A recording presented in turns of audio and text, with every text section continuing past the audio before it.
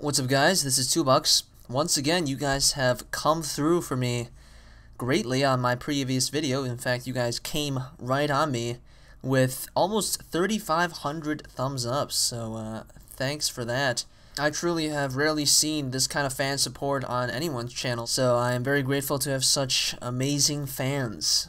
Just kidding, I hate all of you very deeply. Anyway, this is going to be a continuation of my previous commentary about friendship. Probably the most feel-good commentary I've ever done, and this is going to be a less feel-good commentary than that one. It's going to be more of a tragedy, but nobody dies, so you guys can rest easy on that. Let me just cut the BS and get to a specific friend that I had in middle school. He was actually a year older than me, and we kind of just became friends because we both went on the same bus and we lived in the same neighborhood. Now, the place that me and this guy lived was actually kind of far away from the school itself that we went to. It's like an isolated area in the school district, so for me to get to other people's houses, it usually took at least a 10 or 15 minute bike ride. But this guy was closer, and there were a couple other kids in our neighborhood, so we kind of just hung out a lot, basically due to convenience. Now, this kid and I, let's just give him an arbitrary name.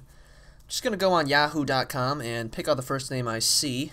Alright, I see a picture of David Beckham, so let's just call him David. So David and I kind of just eased into a friendship pretty naturally. You know, we went on the bus together, and I guess one day he was just like, you know, you want to come over to my house a bit? Got dropped off at his house, and we hung out. I mean, there really wasn't anything about him or anything about me that made us, like, have to become friends. We didn't both share a hobby or anything. Maybe if we were both, like, super addicted to Yu-Gi-Oh cards, I could have understood why we were friends so quickly. But I think it was mainly just because there weren't that many other kids around. Kind of like when you're in a small town, you only know maybe 10 girls your age when you grow up, and you just marry one of them. Whereas in a big city, there's so many women that you often find it a bit harder to pick out the one you like because there's so many choices. And he was actually pretty enjoyable to hang out with. He liked my jokes and stuff, and we would just do your usual, you know, 12 or 13-year-old boy things, finger each other in the anus, experiment with a plunger, etc. But we also did play video games. So, you know, overall it was a good time. And after a month of being friends with him, we were hanging out every day after school, either going on his PS2 or just going outside and playing catch. And even over the weekend, he would sometimes invite me over to his house for like a sleepover or something. So we pretty much hung around each other every day. And at the time, I was just a little kid, so I didn't see that me and him were actually kind of going different ways in life. He was always telling me that his highest aspirations were to become a car mechanic right after he got out of high school. And, you know, I was just a 12-year-old kid. I didn't really think much into it. And at the time, I was either aspiring to be a lawyer or a doctor. So I should have known that eventually my parents wanted me to hang out with him less, not because he was a bad kid or anything, but because I wasn't getting much homework done.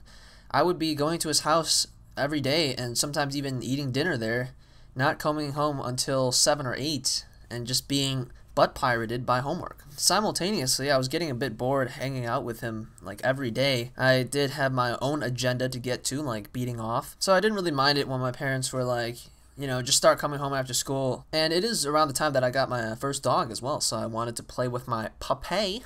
So a couple times after school, when he would basically assume that I would be going to his house, I would just be like, oh, you know, I'm going home, got some stuff to do. And that's when he started acting up a little bit. And looking back, I can see why. He didn't really have an easy life. His parents were divorced, and he had a sister who was absolutely smoking hot. She would sometimes be around the house, sometimes taking a shower and walking out in a bathrobe and stuff, and I would just be like, oh, hot damn, white girl! But that's beside the point.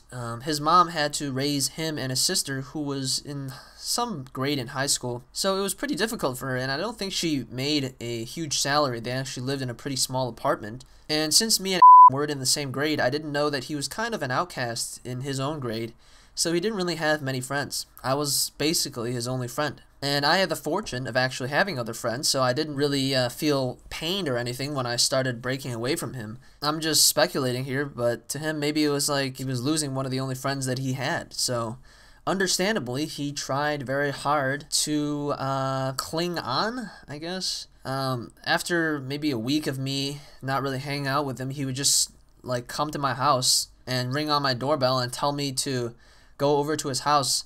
One time I actually did let him in, and we kind of just went on my computer for a while, but I told him that I really had to get to some homework and to practice my musical instrument, and he got extremely offended. He didn't want to leave. I did get him out of the door, and I closed the door on him, and that's when he got extremely pissed off at me. He told me he was going to hack my account in this online game that we both played.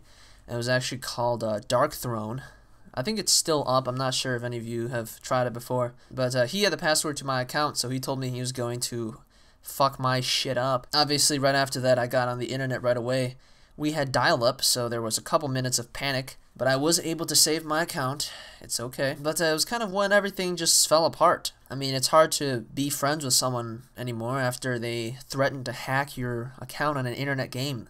That's almost worse than him doing my imaginary girlfriend. Like, it's quite offensive if someone threatens to do that. And I would have honestly been fine if we just never talked again, but our immense liking for each other eventually turned into hatred. We still went on the same bus every day, and without really talking to each other, we just split up on the bus. He sat near the front, and I sat near the back. And since he was in an older grade than most of the other kids on the bus, he kind of liked to pick on them, basically, every day. And for some reason, on one day, I decided to stand up for one of the kids. David was shoving him around a little bit in his seat, and I said, "Hey, David, why don't you go back to where you belong, under the bus?" For some reason, I remember that moment quite clearly. David looked extremely pissed and stormed into the back of the bus, and we got into a bit of a skirmish, but we both weren't exactly MMA fighters, so neither of us got like a bloody nose or anything. We kind of just wrestled around until the bus driver told us pretty sternly to knock it off, and he was a fairly large man, so reluctantly Adam pulled away from me, and he told me he was going to beat me up one day. And I would describe myself as a pretty pacifist person. I don't really want to get into fights with anyone if I don't have to. Unless someone was trying to get to my Kung Pao chicken or anything, I'm just going to leave them alone. So things got to a place where I didn't really want to be in that situation. I took the pussy way out. I started getting rides home from my dad after school. And the next year, David moved up to high school, so we didn't really see each other anymore. I still saw him here and there in the neighborhood, but we didn't talk anymore, and our friendship completely deteriorated by then. And by the time next year rolled around, he wasn't even in the school anymore. I guess he either dropped out or moved or something, but I have no idea where he is. So I guess the moral of that story is you really have to be careful who you make friends with. I mean, I'm not sure if the best thing to do at the time was just to have never made friends with him to begin with. But there was really no way I could have seen that things would have worked out between him and I. We were ultimately very different people. And I don't know how I can put this not so harshly, but I wasn't going to end up like him. I was going to finish my high school education, which I am doing now, and head off into college. And if I had kept hanging out with him all the time, might not have turned out that way for me. Maybe I would be doing drugs right now or something. On the other hand, it was really a time in David's life where he needed a friend.